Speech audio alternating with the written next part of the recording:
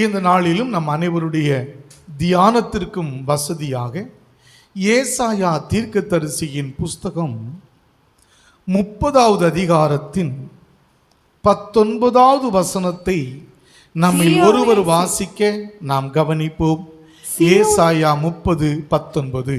சீயோனை சேர்ந்த ஜனங்கள், சீயோனை சேர்ந்த ஜனங்கள் எருசலேமில் வாசமாயிருப்பார்கள். எருசலேமில் வாசமாயிருப்பார்கள். இனி நீ அழுது கொண்டிராய், இனி நீ அழுது கொண்டிராய். உன் கூப்பிடுதலின் சத்தத்துக்கு, உன் கூப்பிடுதலின் சத்தத்திற்கு அவர் உருக்கமாய் இறங்கி, அவர் உருக்கமாய் இறங்கி அதை கேட்டவுடனே உனக்கு மறு உத்தரவு அருளுவார். உனக்கு மறு உத்தரவு அருளி செய்வார். ஹல்லேலூயா. சீயோனை சேர்ந்த ஜனங்கள் எருசலேமில் வாசமாயிருப்பார்கள். இனி நீ அழுது கொண்டிராய், உன் கூப்பிடுதலின் சத்தத்திற்கு அவர் உருக்கமாய் இறங்கி அதை கேட்டவுடனே உனக்கு மறு உத்தரவு அருள்வார். தேவனாகிய கர்த்தர் இவ்வாண்டு நமக்கு கொடுத்த வாக்குத்தத்தம் இதுதான்: பயப்படாதே, உன் வேண்டுதல் கேட்கப்பட்டது. பயத்தோடு வேண்டுதல் பண்ணுகிற ஒரு மனிதனுடைய பின்னணி என்னவாக இருக்கும் என்று சொன்னால், வேதனை நிறைந்த ஒரு பின்னணியாக இருக்கும். ஆபத்தின் விளிம்பிலே அவன் இருந்து கொண்டிருக்கலாம். வாழ்வா சாவா என்கிற போராட்டத்திலே பயணித்து கொண்டிருப்பான். அவன்தான் பயத்தோடு கூட இருப்பான். அவன்தான் பயத்தோடு வேண்டுதல் பண்ணுவான். அப்படிப்பட்டவர்களுக்கு ஆண்டவர் சொல்லுகிறார், பயப்படாதே, உன் வேண்டுதல் கேட்கப்பட்டது. பயத்தோடு வேண்டுதல் பண்ணுகிற ஒரு மனிதன் அழுது கொண்டே இருப்பான். இங்கே தீர்க்கன் மூலமாய் ஆண்டவர் சொல்லுகிறார், இனி நீ அழுது கொண்டு இராய். நீ அழுது கொண்டே இருக்க மாட்டாய். உன் கூப்பிடுதலின் சத்தத்திற்கு அவர் இறங்கி, மனம் இறங்கி நீ கூப்பிடுகிறாயே, அழுது கொண்டே கதறிக்கொண்டே கூப்பிட்டு கொண்டிருக்கிறாயே, அந்த சத்தத்திற்கு பரலோகத்தின் ஆண்டவர் இறங்கி இறங்கி உனக்கு அந்த சத்தத்தை கேட்டதுமே உனக்கு மறு உத்தரவு கொடுப்பார். ஆமென். ஹல்லேலூயா. சத்தத்தை உயர்த்தி ஹல்லேலூயா. இந்த காலை வேளையில் இந்த ஆராதனையில் பங்கெடுத்திருக்கிற கர்த்தருடைய பிள்ளையே, இனி நீ அழுது கொண்டிருக்க வேண்டிய அவசியமில்லை. உன்னுடைய கூப்பிடுதலுக்கு, உன்னுடைய ஜெபத்திற்கு என் ஆண்டவர் இறங்கி செவி கொடுத்து நல்ல ஒரு பதிலை கொடுக்க போகின்றார். நல்ல ஒரு பதிலை கொடுக்க போகின்றார். தைரியமாக இருக்கணும்.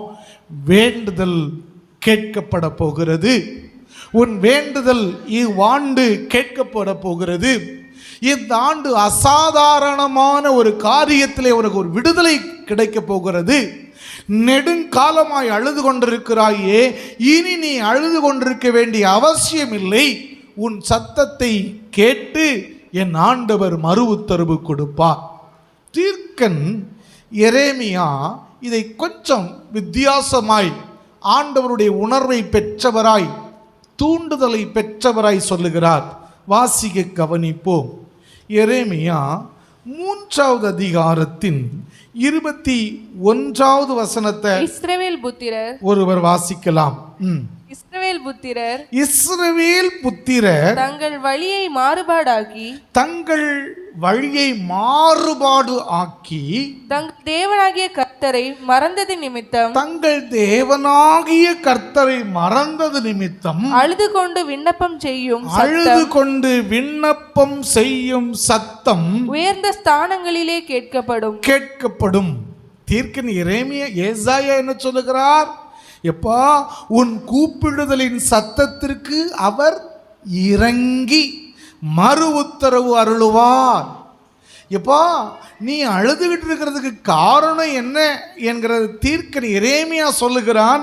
என்னடா அப்படின்னா, இஸ்ரவேல் புத்திரர் தங்கள் வழியை மாறுபாடு ஆக்கி தங்கள் தேவனாகிய கர்த்தரை மறந்தது நிமித்தம் அழுது கொண்டிருக்கின்றார்கள். ஏன் அழுகை?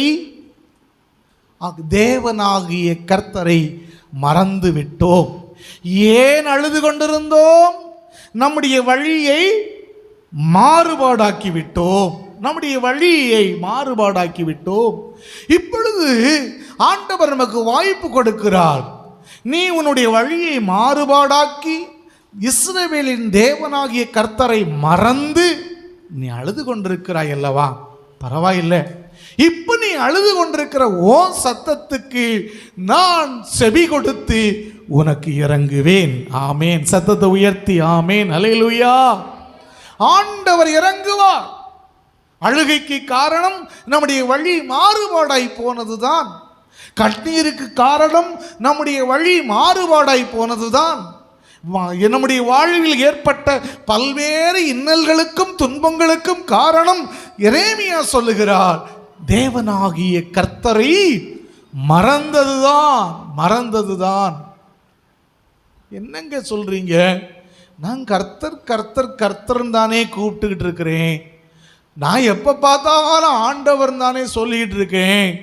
நான் எங்கே மறந்தேன் நீங்கள் கேட்கலாம்.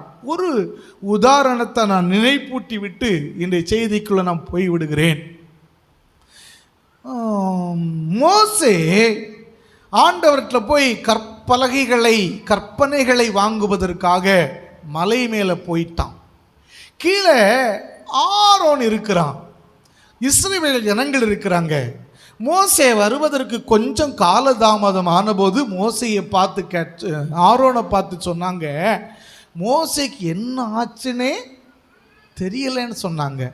சொல்லிட்டு சொன்னாங்க, நம்மை வழி நடத்தின தெய்வத்தை நம்ம உருவாக்குவோன்னு சொல்லி அவரவர் தங்களுடைய பொன் ஆபரணங்களெல்லாம் போட்டு ஒரு கன்றுக்குட்டியாக செய்து அவங்க ஒரு பண்டிகை கொண்டாடினாங்க.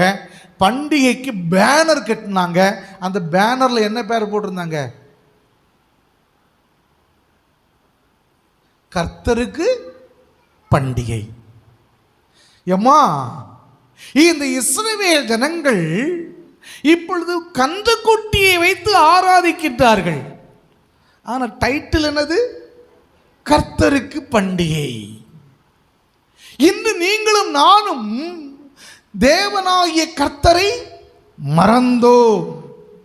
வழி இதுவே, இதிலே நடவுங்கள் என்று ஒரு அழகையான ஒரு வழியை ஆண்டவர் காண்பித்தாரே, அந்த வழியை விட்டு மாறுபாடான வழிகளிலே நடந்தோம். இப்போ சொல்றோம், நடந்தது மாறுபாடான வழி. புரிஞ்சுக்கணும், தேவனாகிய கர்த்தரையும் மறந்தோம். ஆனால் ஆண்டவரே ஆண்டவரே ஆண்டவரேன்னு கூப்பிட்டோம். இப்போ பார்த்தீங்களா, இஸ்ரவேல் ஜனங்களும் இதுதான். தேவனை மறந்தார்கள், வழியை மாறுபாடாக்கினார்கள், கன்றுக்குட்டியை வைத்தார்கள். பெயரளவில் உதட்டளவில் என்ன சொல்லுகிற? கர்த்தருக்கு பண்டிகை, கர்த்தருக்கு பண்டிகை. நாமும் அப்படியே தான். நம்மில் பலர் ஆண்டவரே ஆண்டவரே ஆண்டவரே. எங்க ஆண்டவர்? நீ உன்னுடைய வழியை மாறுபாடாக்கி விட்டாய். நீ உன்னுடைய பாதையை திசை திருப்பி சென்று கொண்டு விட்டாய். நீ தேவனை மறந்து விட்டாய். இப்போ ஆண்டவர் சொல்லுகிறாரு, எப்பா நீ இப்போ அழுதுகிட்டே இருக்கல்ல, இப்போ நீ கூப்பிட்டு இருக்கல்ல, இப்போ கூப்பிடுகிற உன்னுடைய கூப்பிடுதலுக்கு நான் செவி கொடுப்பேன். ஆமீன். அல்லேலூயா. சத்தத்தை உயர்த்தி அல்லேலூயா. இப்போ நம்ம கூப்பிடுதல் எப்படி இருக்கும் தெரியுமா?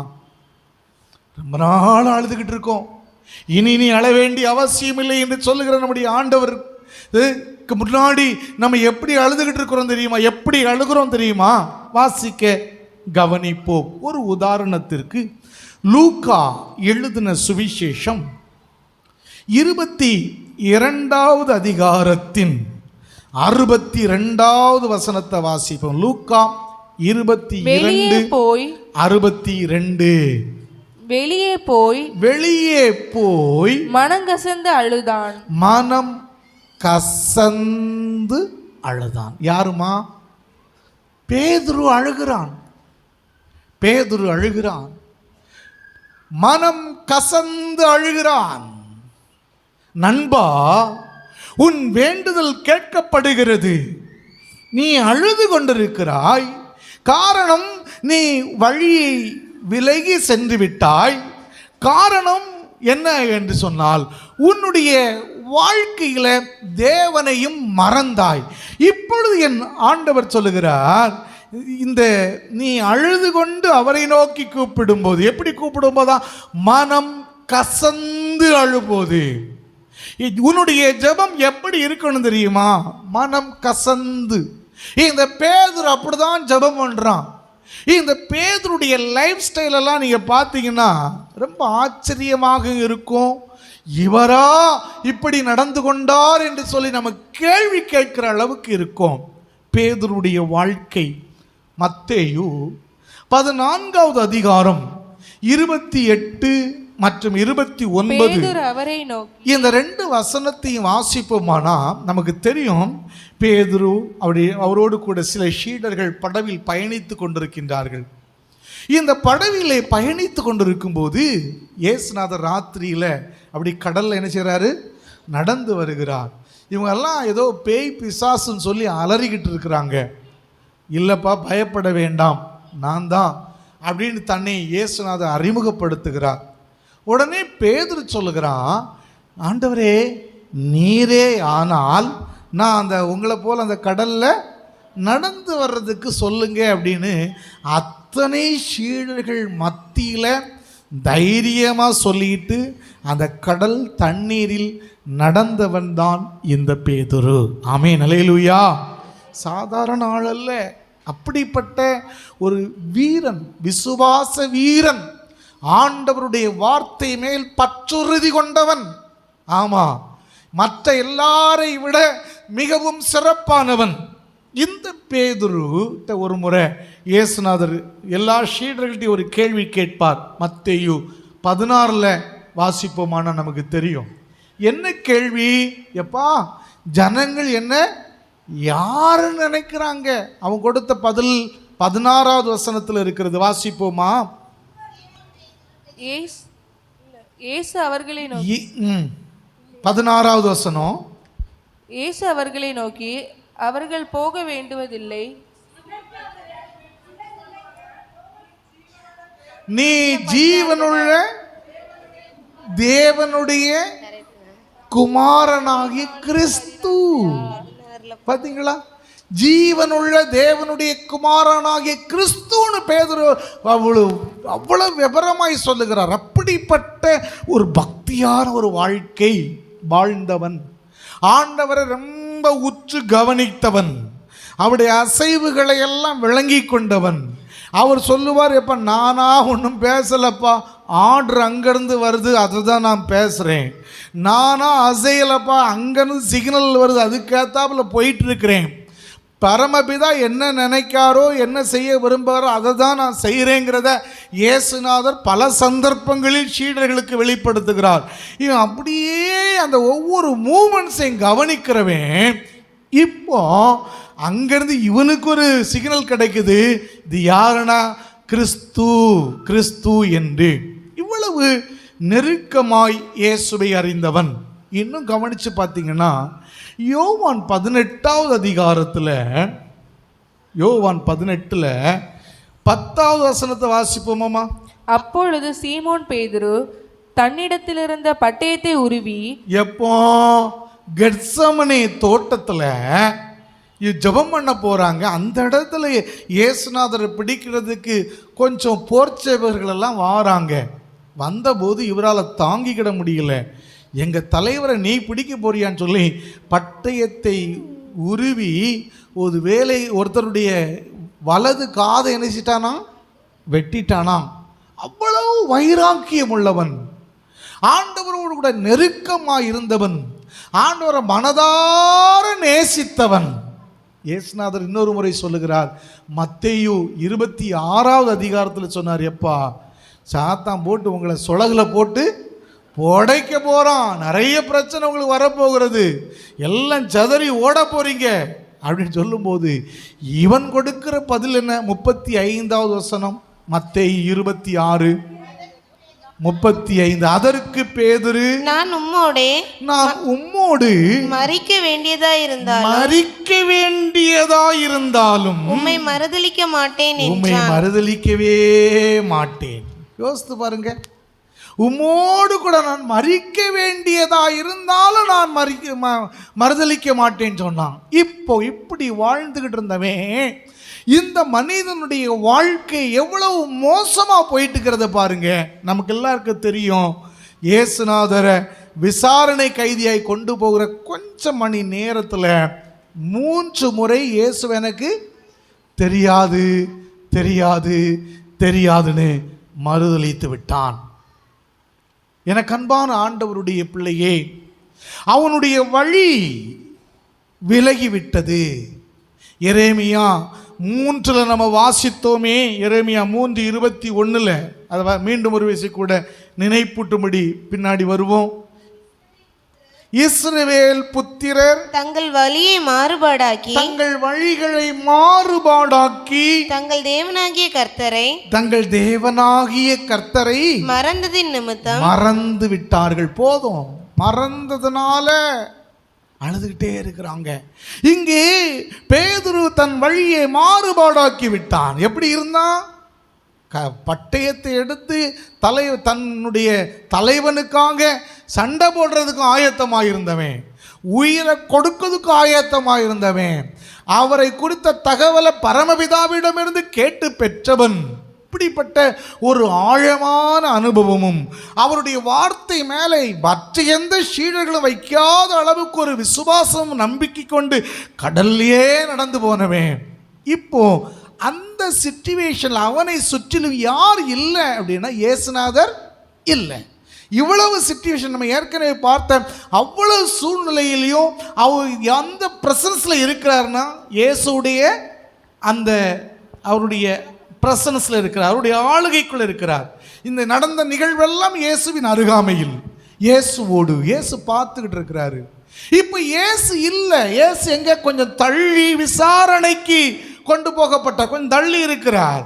இயேசு இந்த பேதுருவை பார்க்க முடியாது, வேற எங்கேயும் குழி காமிச்சுக்கிட்டு இருக்கான். இப்போ இவருடைய வழி மாறுபாடாய் மாறுகிறது. எரேமியா சொன்னதை அப்படியே மைண்டில் வச்சுக்கிடுங்க.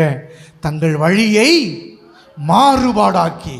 ஆலயத்துக்கு வரும்போது நமக்கெல்லாம் ஒரு வேஷம், ஆலயத்திற்கு வரும்போது நம்முடைய வாழ்க்கையெல்லாம் ஒரு விதம்.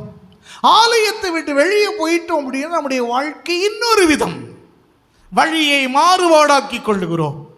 இயேசுவுக்கு முன்பதாக இயேசுவை சுற்றி நின்று கொண்டிருந்த இந்த பேதுருடைய வாழ்க்கை வித்தியாசமாயிருந்தது. இயேசு இல்லாத போது அவன் தனது வழியை மாறுபாடாக்கி கொண்டான். ஒரு பெண் கேட்கிறாள், இந்த ஆளு அவர் கூட உள்ளவர் இல்லையா? தெரியாதுன்ட்டான், சத்தியமும் பண்ணினான். ஏன்னா இப்ப யாரும் என்ன பார்க்கல, இயேசு பார்க்கல. பார்த்தாருமா, பார்த்தாரு, கொஞ்ச நேரம் விட்டு நூல் விட்டு பார்த்துக்கிட்டே இருந்தாரு. திடீர்னு அவர் அப்படி பார்த்தது தான் உண்டு, மனம் கசந்து அழுதான். மனம் கசந்து அழுதான். அந்த கண்ணீர் எப்படி இருந்திருக்கும்? அந்த நேரத்தில் இயேசுநாதருடைய பார்வையை சந்தித்த பேதுருடைய ரியாக்ஷன்ஸ் எப்படி இருந்திருக்கும்? கொஞ்சம் யோசித்து பாருங்களேன். ஐயோ, இவ்வளவு தவறு செய்து விட்டேனா? இவரு கூட சாப்பிட்டேன், இவருக்காக என்னெல்லாமோ நான் பேசினேன், இவருக்காக நான் என்னெல்லாமோ நான் செய்தேன், சாகிறதுக்கும் தயார்னு எல்லாருக்கும் முன்னாடியும் சொன்னேன், இப்போ கேவலமாய் நடந்துட்டேனே அப்படின்னு சொல்லி மனம் கசந்து அழுதான். மனம் கசந்து அழுதான். இந்த அழுகையின் சத்தத்திற்கு ஆண்டவர் இறங்கினார். இந்த அற்புதமான காலை வேளையில் நான் உங்களுக்கு நினைப்பூட்டட்டுமா? நீங்களும் நானும் மனம் கசந்து அழுவோமானால் ஆண்டுடைய பார்வை உங்கள் மீது விழுகிறது. ஆண்டுடைய பார்வை உங்கள் மீது விழுகிறது. உங்கள் மீது என் ஆண்டுடைய பார்வை விழுகிற இந்த நேரத்தில் நம்முடைய மாறுபாடுகளை நினைத்து, வழி தவறின வாழ்க்கையை நினைத்து, நெறி தவறி நடந்தவைகளை நினைத்து மனம் கசந்து அழ வேண்டும். அப்படி மனம் கசந்து அழுது நம்முடைய விண்ணப்பங்களை அவருக்கு நேராக ஏறெடுப்போமானால் அந்த சத்தத்தை என் ஆண்டவர் கேட்டு நமக்கு மறு உத்தரவு அருளி செய்வார். அல்லேலூயா. அவர் சொல்லுகிறார், இனி நீ அழுது கொண்டிராய், என் பார்வை உன் மீது விழுகிறது. நீ மாறுபாடாய் நடந்தாய், தேவனை மறந்தாய், இப்பொழுது நீ அழுது கொண்டே மனம் கசந்து என்னுடைய முகத்தை நோக்கி பார்க்கிறாயே, நான் உனக்கு இறங்கி உன் ஜெபத்தை கேட்டு உனக்கு அற்புதம் செய்வேன். ஆமென். அல்லேலூயா. முடியுமா? முடியும். ஹோப்லெஸ் அப்படின்னு தானே எல்லாரும் சொல்றாங்க. நம்பிக்கையே இல்லைன்னு சொல்லுகிற அந்த கடைசி வினாடியில் கூட ஆண்டவரேன்னு சொல்லி விழுவோமானால் கர்த்தர் பெரிய காரியத்தை செய்வார். ஆமென். அல்லேலூயா. கண்கள் பிடுங்கப்பட்ட நிலையில் சிம்சோன் ஹோப்லெஸ், கோமாளியை போல வித்தை காட்டி கொண்டிருக்கிறான். இனி அவன் உன் வீரனாய் நடமாடவே முடியாது. இப்படிப்பட்ட ஒரு சூழ்நிலையில் கடைசி நேரத்தில் மனம் கசந்து அழுகிறான். ஆண்டவரே, இது ஒரே ஒரு விசை. அவன் உயிரோடு இருந்த காலகட்டத்தில் பெலிஸ்தியர்களை கொன்றதை பார்க்கிலும் அதிகமாய் என் ஆண்டவர் அவனுடைய ஜெபத்திற்கு பதில் கொடுத்தார் அல்லவா. மனம் கசந்து அழுது ஆண்டவருடைய முகத்தை நோக்கி பார்ப்போமானால் கட்டாயம் சர்வ வல்லமை உள்ள ஆண்டவர் நமக்கு இறங்குவார். ஆமென். அல்லேலூயா. தேவனை மறந்து வழி விலகி போகும்போது, நாம் அழுது புலம்பும் போது அவர் இறங்கி நமக்கு மறு உத்தரவு அருளி செய்வார். இன்னும் இந்த பேதுருவை நீங்கள் கவனித்து பார்த்தீங்கன்னா, யோவான் எழுதின சுவிசேஷம் 21வது அதிகாரத்தின் 17வது வசனத்தை ஒருத்தர் வாசிப்போமாமா. 3ஆம் தரம் அவர் அவனை நோக்கி, 3ஆம் தரம் ஆண்டவராகிய இயேசு அவனை நோக்கி, யோனாவின் குமாரனாகிய சீமோனே, நீ என்னை நேசிக்கின்றாயா என்றார். என்னை நேசிக்கிறாயா என்று அவர் 3ஆம் தரம் தன்னை கேட்டபடியினாலே பேதுரு துக்கப்பட்டு ஆண்டவரே, போதும், எல்லாவற்றையும் நீர் அறிந்திருக்கின்றீர் அப்படிங்கிறான். ஏன்? நல்லா கவனிக்கணும். ஏற்கனவே சிலுவையில் போவதற்கு முன்பதாக மனம் கசந்து அழுதவன் இப்பவும் ஒருக்கா மனம் கசந்து அழுகிறான்.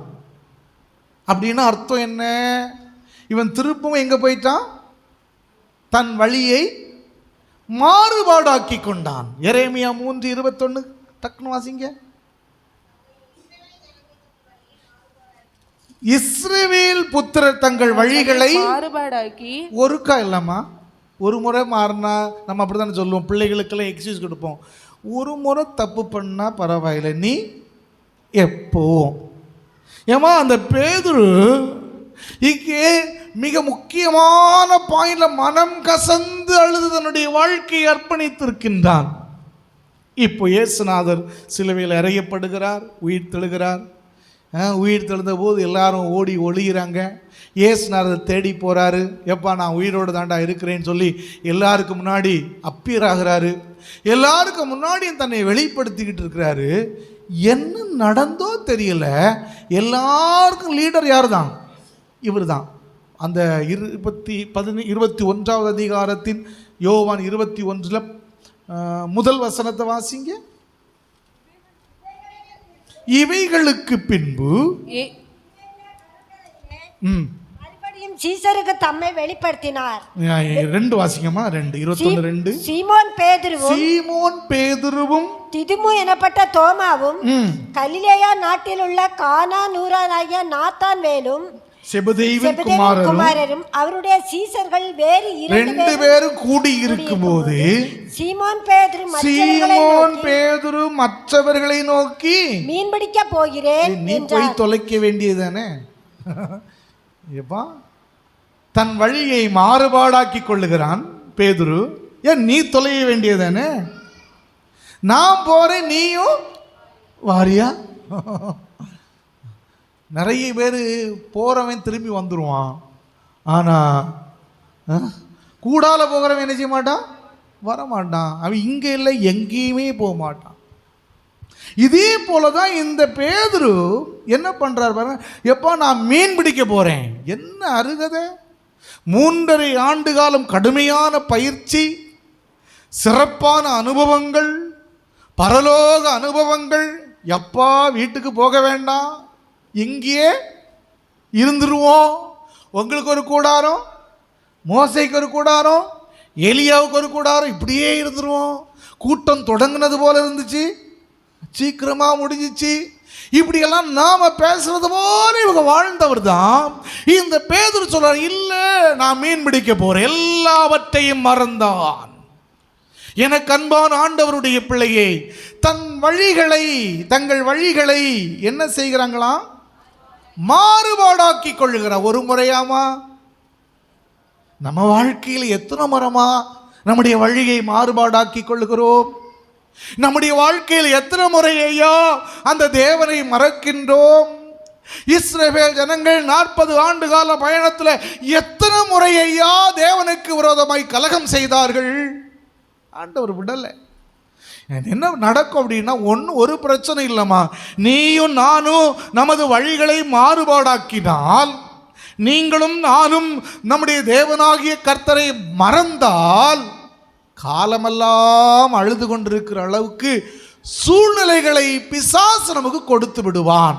அழுது கொண்டே இருப்போம், சாவின் விளிம்பிலே நடந்து கொண்டிருப்போம்.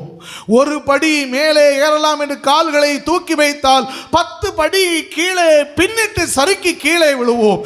இதுதான் நம்முடைய வாழ்க்கையாக போய்விடும். இப்படித்தான் அழுது கொண்டே இருக்கிறோம், அழுது கொண்டே. இப்போ பாருங்க, நான் போகிறேன்னு சொல்லிட்டு மீன் பிடிக்க போகிறேன்னு போயிட்டார். ஆனால் இயேசுநாதர் விடலை, வந்து அவரை மீண்டும் தன் பாதைக்கு கொண்டு வருகிறார்.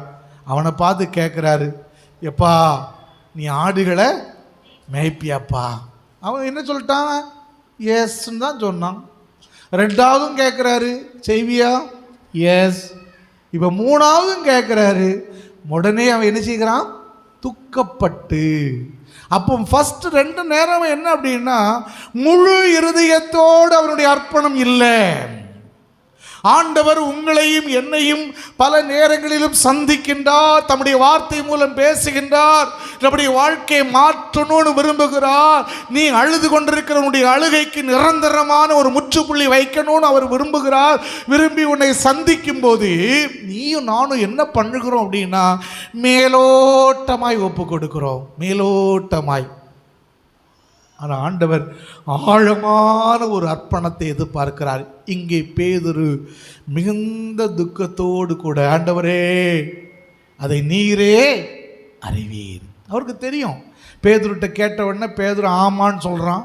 அதுக்கு ரியல் உண்மையான மீனிங் என்னன்னு அவருக்கு தெரியும்.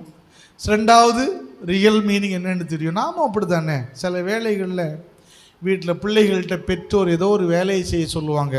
சரிம்மா அப்படின்றாங்க. சரிம்மான்னு சொன்னோன்னு திருப்பி அம்மா அதை சரிம்மா. ஏன் 2வது முறை சொல்லணும்னா, அம்மாவுக்கு தெரியும் இவன் வேறு எதையோ கரிசனையில் இருந்துக்கிட்டு இருக்கான், இன்னும் மண்டையில் என்ன செய்யலை, ஏறலை. 3வது முறையும் சொல்லுவான். அதுக்கு பிறகு தான் அப்பா நான் சொன்னேன்ல. அடுத்து 4வது முறை, நான் சொன்னதை செய்தியா மறந்துட்டு. ஏன் மறந்துட்டா, உனக்கு உள்ள என்ன செய்யலை, ஏறலை. இதுதான் இந்த பேதுருவோம். ஆடுகளை மேய்ப்பாயா? மேய்ப்பனே.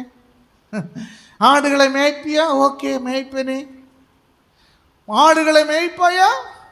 உடனே இப்போ தான் 3rd டைம் தான் அவனுக்கு ஸ்ட்ரைக் ஆகுது. தேவனுடைய வார்த்தை நம்முடைய உள்ளத்தில் இந்த பேதுருக்கு ஆழமாய் பதிந்தது போல இன்னைக்கு நமக்கு பிராயமானால் பதியமானால் அது ஆசீர்வாதமாக இருக்கும். ஆமென், அல்லேலூயா. பக்கத்தில் பார்த்து சொல்லுங்க, பேதுருக்கு பதிந்தது போல பதியணும். சொல்லுங்க பார்க்கலாம். Glory to Lord. Amen, hallelujah. அப்படி பதியமானா அப்படியே நம்முடைய இதயத்திலிருந்து அப்படி உடைந்த ஆண்டவரை நோக்கி பார்ப்போம் பாருங்க. அந்த ஜெபத்திற்கு இருக்கிற வேல்யூவை போல இந்த உலகத்தில் வேறு எந்த ஜெபத்திற்கும் இல்லை. ஆமென், அல்லேலூயா. நீங்கள் அந்த ஜெபத்தோடு இப்படி கண்களை மூடினா போதும். கண்களை மூடும்போது கண் மூடுறதுக்கு முன்னாடி கண்ணீர் என்ன செய்யும், வெளியே வந்துடும். கண்ணை மூடண்டாம், இல்லைன்னா கண்ணை கசக்கணும், கொட்டாய் விடணும். ஓ, கண்ணீர் வந்துட்டுங்க, இந்த அக்கா கண்ணீரோடு ஜெபம் பண்ணி இருக்கின்றார்கள். ஏன்னா இது கொட்டாய் விட்ட கண்ணீர்.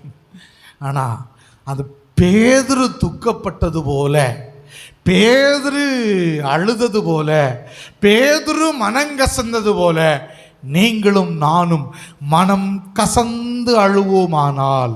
இன்னும் ஓசியாவில் இன்னொரு விளக்கம் கூட இருக்கிறது. பல முறை வாசிக்கிறது தான். வாசிப்போமா? ஓசியாவின் புஸ்தகம் 12வது அதிகாரம் 4வது வசனத்தை வாசிப்போம். அவன் தூதனானவரோடே போராடி மேற்கொண்டான். அவன் தூதனானவரோடு போராடி மேற்கொண்டான். அழுது அவரை நோக்கி கெஞ்சினான். அழுது அவரை நோக்கி கெஞ்சினான். பெத்தேலிலே அவர் அவனை கண்டு சந்தித்து அழுது அவரை நோக்கி கெஞ்சினான். எப்படி? யாக்கோபு அழுது கெஞ்சினான். ஏன் அப்படின்னா, மாமா வீட்டில் ஒளிஞ்சிக்கிட்டு இருக்கிறவனுக்கு அங்கே ஃபுல்லாக மாமா வீட்டில் வாழ முடியல. இப்போ ஊருக்கு போக வேண்டிய சிச்சுவேஷன். ஏன்னா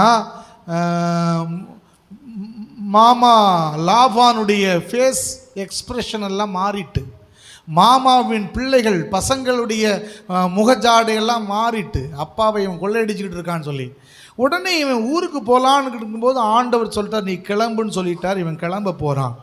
கிளம்ப போகும்போது இவன் என்ன பண்ணுறான், நம்ம ஊருக்கு போனால் அண்ணன் ஏதாவது பண்ணிடுவானேன்னு சொல்லி அண்ணனை ப்ளீஸ் பண்ணுறதுக்கு அவனை கொஞ்சம் வேலைக்காரங்களை அனுப்பி நான் வாரேன்னு சொல்லுங்கன்னு சொல்ல, அவன் என்ன பண்ணிட்டான், அண்ணே 400 பேரோடு வாரான்.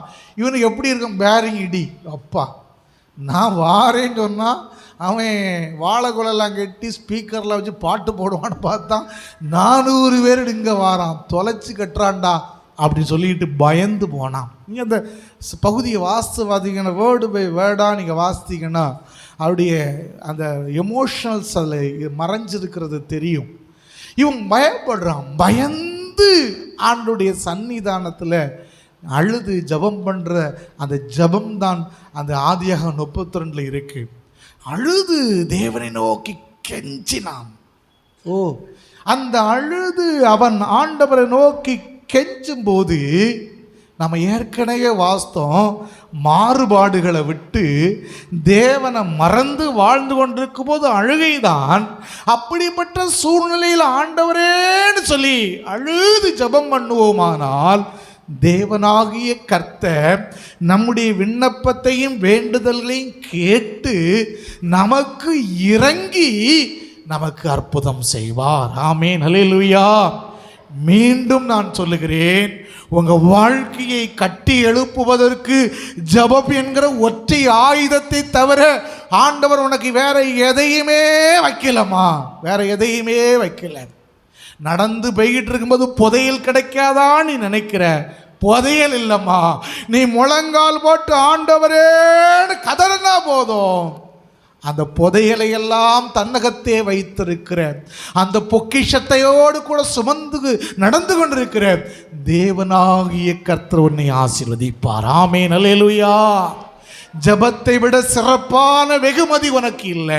இன்னைக்கு ஆண்டவர் சொல்லுகிறார், நீ ஜபம் பண்ணு. எப்படி ஜபம் பண்ணணும்? அழுது ஜபம் பண்ணணும். எப்படி ஜபம் பண்ணணும்? மனங்கசந்து ஜபம் பண்ணணும். எப்படி ஜபம் பண்ணணும்? பேதுரு துக்கப்பட்டு ஜபம் பண்ணது போல ஜபம் பண்ணணும். எப்படி ஜபம் பண்ணணும்? அவனை கெஞ்சி பிரார்த்தித்தது போல ஜபம் பண்ணணும். அப்படி ஜெபம் பண்ணுவாயானால் உன் மாறுபாடான வழிகளை விட்டு விலகி ஆண்டவருடைய பாதையில் நடந்து ஆண்டவரே இறங்குவாயானால் கர்த்தர் உனக்கு நன்மை செய்வார். ஆமென், அல்லேலூயா. கர்த்தர் உன் ஜெபத்தை கேட்பார். கர்த்தர் உனக்கு மறு உத்தரவு அருளி செய்வார். யார் யாரெல்லாமோ ஜபம் பண்ணுறாங்க, அவங்க ஜபங்களுக்கெல்லாம் பதில் கிடைச்சிச்சு, எனக்கு பதில் கிடைக்கலையேன்னு எதிர்பார்த்து கொண்டிருக்கிறாயே, என் ஆண்டவர் உனக்கு கட்டாய மறு உத்தரவு தருவார். அல்லேலூயா. ஜபத்தை கேட்கின்றவர். மனம் கசந்து மனம் உடைந்து மனம் நொறுங்கி நீ அழுவாயானால் கட்டாயம் சேனைகளின் கர்த்தர் அற்புதம் செய்வார்.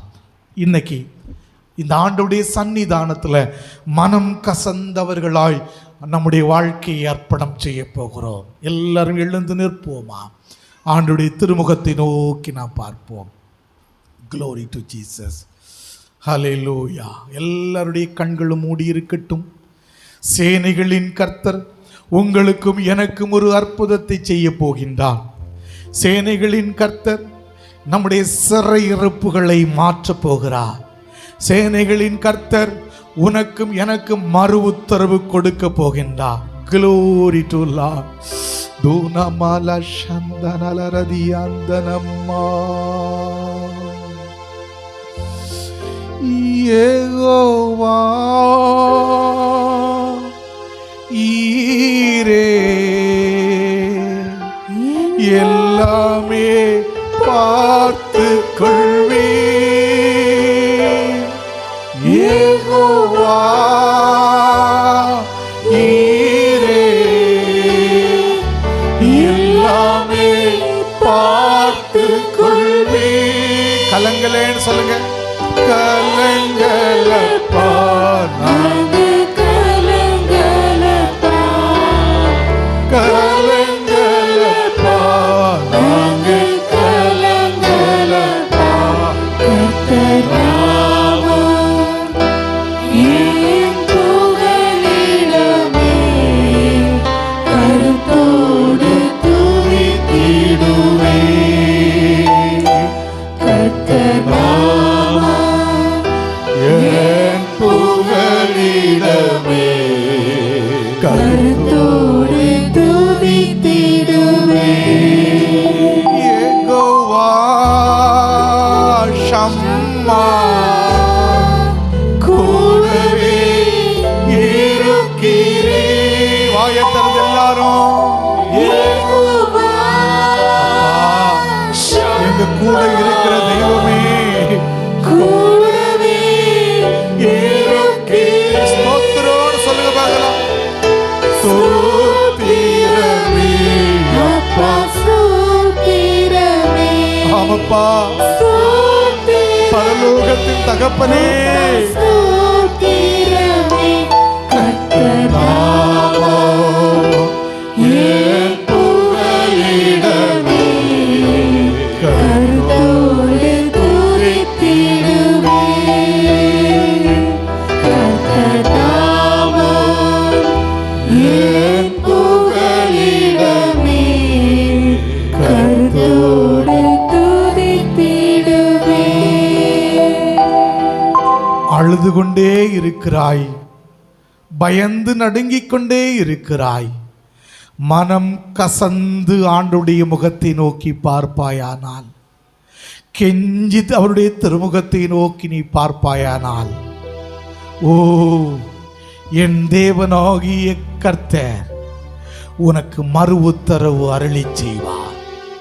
நீ கெஞ்சுவாயானால், நீ மனம் கசந்து கதறுவாயானால், ஆண்டவரே என்று சொல்லி உன் வழிகளை ஆண்டவருக்கு நேராக்கி கொண்டு ஆண்டவரை நோக்கி கூப்பிடுவாயானால் நீ அதிசயத்தை காண்பாய். ஆச்சரியமான நிகழ்வுகள் உன்னுடைய வாழ்க்கையிலே நிகழும். நீர் எதிர்பார்த்திராத நன்மைகள் உனக்கு கைகூடி வரும். சேனைகளின் கர்த்தர் அதை செய்வார் அம்மா. சேனைகளின் கர்த்தரே அதை செய்வார். உன் சிறையிருப்புகள் மாற்றப்படும், உன் துக்கங்கள் மாறும், உன் துயரங்கள் மாறும். நெடுங்காலமாய் நீ வடித்து கொண்டிருக்கிற கண்ணீருக்கு சரியான பதில் உனக்கு கொடுக்கப்படும். என் தேவனாகிய கர்த்தருடைய பார்வை இப்பொழுது உன்மேல் விழுகிறது. பேதுருவே, நீ மறுதலித்த பேதுருவாய் நின்று கொண்டிருக்கிறாய். பேதுருவே, திசை மாறிய பயணத்தில் சென்று கொண்டிருக்கிறாய். பேதுருவே, உன் மீது சேனைகளின் கர்த்தருடைய பார்வை விழுகிறது. பேதுருவே, கர்த்தருடைய வார்த்தை உனக்கு நேராய் வருகிறது. என் தேவனே, கூப்பிடு பார்க்கலாம். மனம் கசந்து ஆண்டவரேன்னு கூப்பிட்டு பார்க்கலாம். உன் வாழ்க்கையை சீர் செய்து பார்க்கலாம். உன் மகனுடைய வாழ்க்கை ஆசீர்வதிக்கப்படும். உன் மகளுடைய வாழ்க்கை ஆசீர்வதிக்கப்படும். உன் பேர பிள்ளைகளுடைய வாழ்க்கை ஆசீர்வதிக்கப்படும். உன் வாழ்க்கையை நீ சரி செய்யும் போது, நீ மனம் கசந்து கதறும் போது உன் வேண்டுதல் கேட்கப்படும். ஆமென். 10 ஆண்டுகளாக 20 ஆண்டுகளாக நீ ஜெபித்துக் கொண்டிருக்கிற ஜெபத்திற்கான பதில் உனக்கு கிடைக்க வேண்டுமானால் மனம் கசந்து சேனையுடைய கர்த்தருடைய முகத்தை நோக்கி பார் மகளே, பார் மகனே. ஹல்லேலூயா, ஹல்லேலூயா, ஹல்லேலூயா. கர்த்தர் உனக்கு முன்பதாக கடந்து வந்திருக்கின்றார். உன் கரத்தை பிடித்து நடத்த போகிறார். என்னால் நடக்க முடியவில்லை என்று சொல்லுகிறாய் அல்லவா? என்னால் கடக்க முடியவில்லை என்று சொல்லி புலம்புகிறாய் அல்லவா? கர்த்தருடைய வலது கரம் உன் கையை பற்றி பிடிக்கிறது. இப்பொழுது ரிசீவ், பெற்றுக்கொள், பெற்றுக்கொள், பெற்றுக்கொள். ஆணி பாய்ந்த கரமுனை பிடிக்கிறது. ஓ ரபாலா ஷம்தாராலா ரபா. அது உன் கரங்களை பலப்படுத்தக்கூடியது. அது உன் கால்களை திடப்படுத்தக்கூடியது. உன் கால்கள் சறுகாதபடிக்கு காக்கக்கூடியது. கரங்களை தட்டி ஆமென் சொல்லு பார்க்கலாம். ஆமென் சொல்லு பார்க்கலாம். ஹல்லேலூயா. உஷாபாரானா திகபாரானாமா ஓராபாரானா லிஷாபாராரா திகதாராலா ரபா. கர்த்தருடைய வல்லமை பலமாய் கடந்து வந்து கொண்டிருக்கிறது. கர்த்தர் உனக்கு அற்புதம் செய்ய போகிறார். ஆமென். உன் கண்ணீரை துடைக்க போகிறார். 20 ஆண்டு காலமாய் நீ ஜெபித்துக் கொண்டிருக்கிற ஜெபத்திற்கு பதில் கிடைக்க போகிறது. 15 ஆண்டு காலமாய் ஜெபித்துக் கொண்டிருக்கிற உன் ஜெபத்திற்கு இந்த வருஷம் பதில் கிடைக்க போகிறது. பெற்றுக் கொள்ளுகிறாய் மகளே, பெற்றுக் கொள்ளுகிறாய் மகனே. ஆச்சரியங்கள் நடக்க போகிறது. அற்புதங்கள் நடக்க போகிறது. உன் வழிகளை நேராக்கும் போது, தேவனாகிய கர்த்தருடைய பாதையில் நடக்கும் போது உன் ஜெபத்திற்கு பதில் பெற்றுக்கொள், பெற்றுக்கொள், பெற்றுக்கொள். ஓராபாதாரா ஷிபாராபாராதாராபா ஓராபாதாரா ஷம்தாராபாலாராபா ஓராபாதாராலாரா ஷந்தாராபாலாராபா. பயப்படாதே, உன் வேண்டுதல் கேட்கப்பட்டது. பயப்படாதே, உன் வேண்டுதல் கேட்கப்பட்டது. தீ இனி அழுது கொண்டிராய். ஓலாபா தீனி சப்தானாமா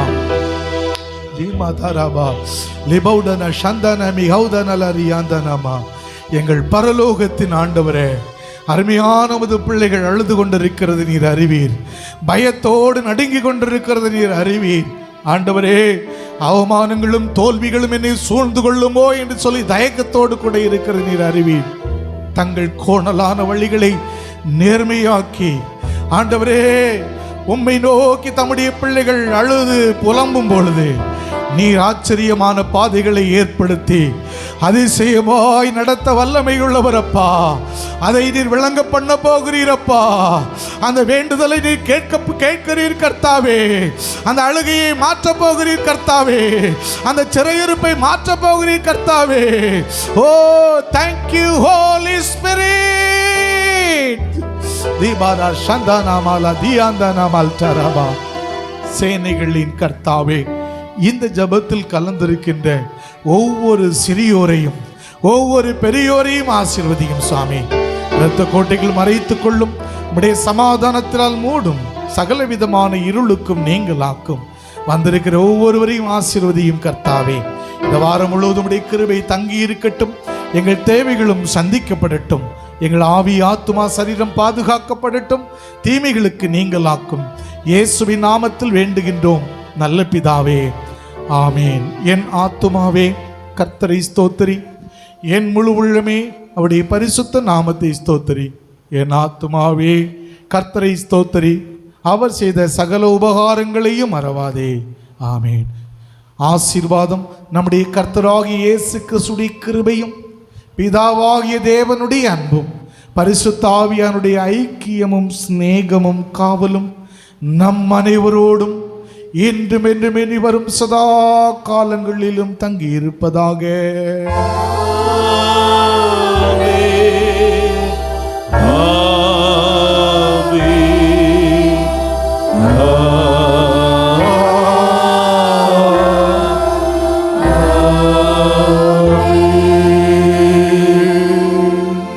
சமாதானத்தோடே புறப்பட்டு போங்கள். கர்த்தருடைய நாமத்தினாலே ஆமென்.